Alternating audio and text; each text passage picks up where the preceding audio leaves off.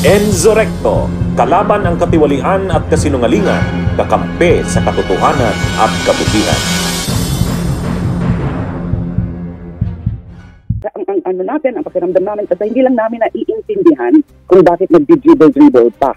Kaya hindi maiiwasan na naghahaka-haka ang maraming tao tungkol sa mga what exactly is the motivation? What is the real reason for this? Na napakalinaw dapat sa saligang batas na kailangan linilitis kaagad nung nakuha na, nung transmit na yung articles of impeachment from the House of Representatives. So whether it's politics, it's something to do with political consideration, self-interest, power play, and then yung mga tungkol sa pangamba o dahil naiisip o na parang nare-realize ngayon na mga, let's say, sa administrasyon, kung if we go by the logic ng sinasabi ni Senator Amy na parang matatalo, para sa akin hindi nga yan mga legal na arguments eh.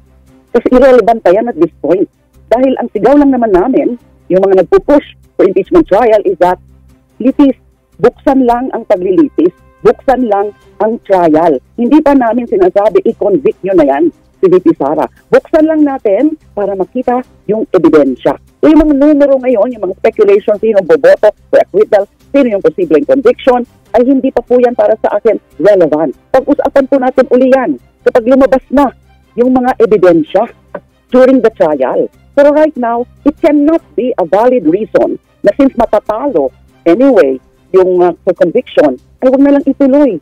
Kasi ibig sabihin yan, binabaliwala nila yung Constitution na napaka-supreme. The Constitution is supreme over and above any institution of our country, including Congress, including Senate. Could be political, power play, haggling.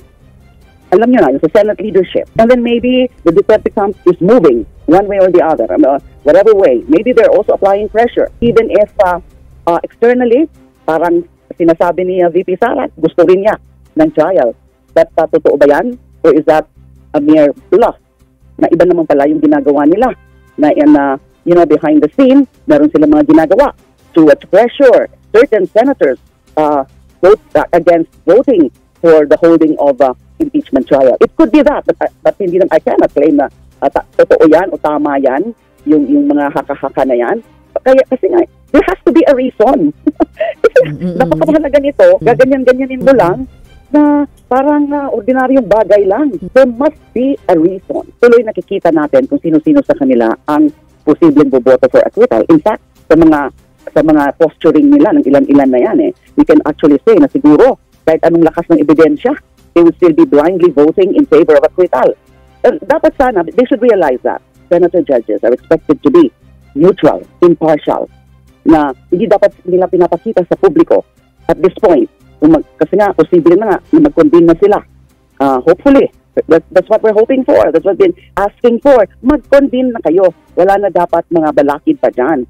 So, because of that, yung possibility na matutuloy itong impeachment, hindi po maganda, hindi po tama yung mga salita na nagpapakita kung ano yung kanilang mga inclination. Okay lang to say something or to issue statements like, we realize that this is an important constitutional duty. Titingnan talaga namin ito base sa konstitusyon at titingnan namin ito base sa ebidensya kung ano ang katotohanan. Yung mga ganun mga statements, but never about, ay matatalo na kasi yan. You know, ano na yan, acquittal na ang mananaig.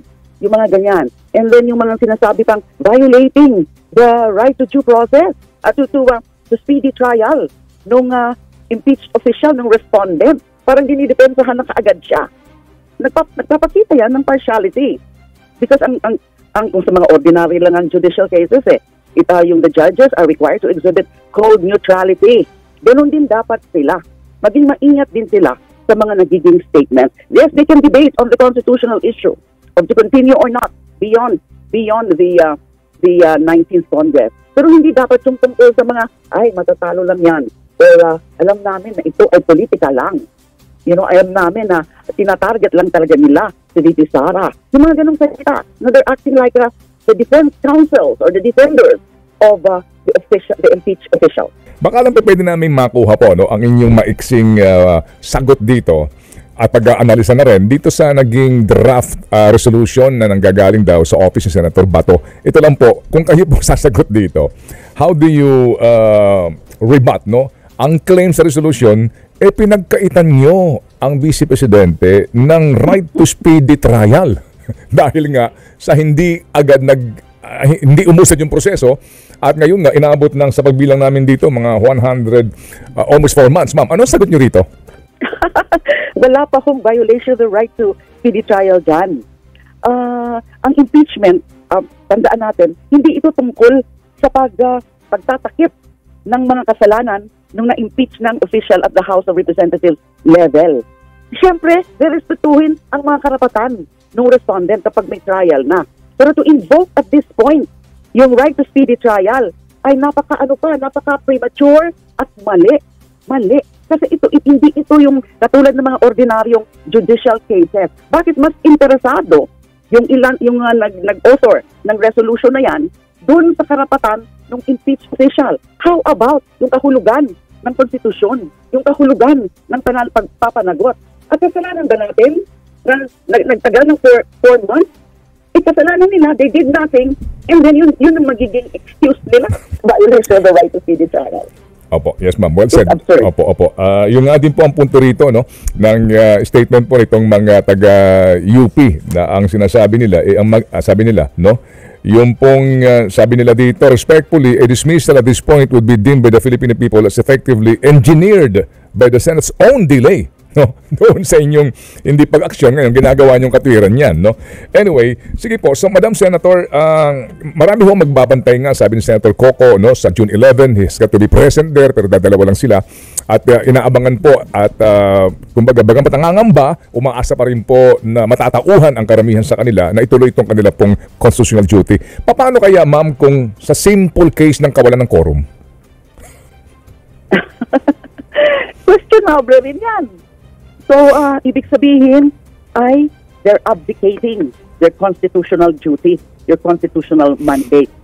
It would be equally abominable. It would be equally detestable.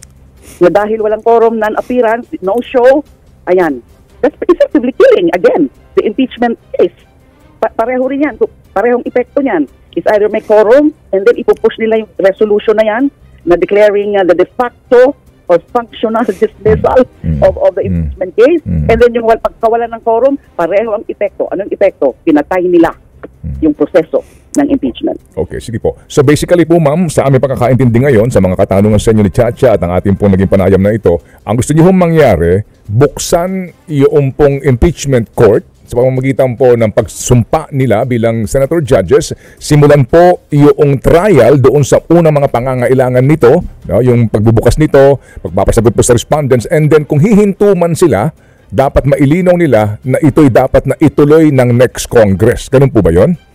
Yes, that is the ideal situation which is following the very spirit of the Constitution. Okay. Yan po dapat. Ang unang-una nilang gawin, mag-convene, magsumpa, and then yung mga proseso na ng pagbabasa, officially ng Articles of Impeachment, pag-issue ng summons na pinapasagot, si VP Sara within 10 days, tapos ay yung magkakaroon ng another proceeding na ipapa-appear si VP Sara to plead either guilty or not guilty.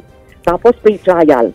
Ayun. So kung matapos man yan o hindi, before the onset of the 20th Congress, hindi po yan balakid, hindi po yan dapat dahilan na hindi na itutuloy kung hindi nila matapos. Opo, sige po. Up to the 20th Congress. Opo. What is your word of advice kung mamarapatin po lamang nila, with all due respect to all of them, na ngayon po yung miyembro po ng 19th Congress in the Senate, kung sakasakaling gawin nila itong, o sabihin na nating sila ay magpasa ng simple resolution lamang to dismiss de facto itong kasong ito. Ano ho ang kanilang, what are they courting kung meron man? They are courting a big constitutional error. Both the constitutional is an abdication of their constitutional duty.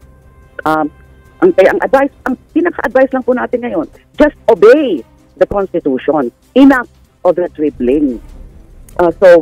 They will be courting public ire. Marami nang nagsasalita lalo na yung mga talagang nasa legal community. Marami nang mga experts, constitutional experts. Most of them, yan ang sinasabi. Ituloy na yan. So they are courting public ire. Bunyog, halikan na kasama ka. Bunyog, Kapag buklod ay may pag-asa, Luzon, Visayas, Mindanao, isa ang pananaw. Sa bagong Pilipinas ang bunyog isisigaw. Bunyog, bunyog, bunyog.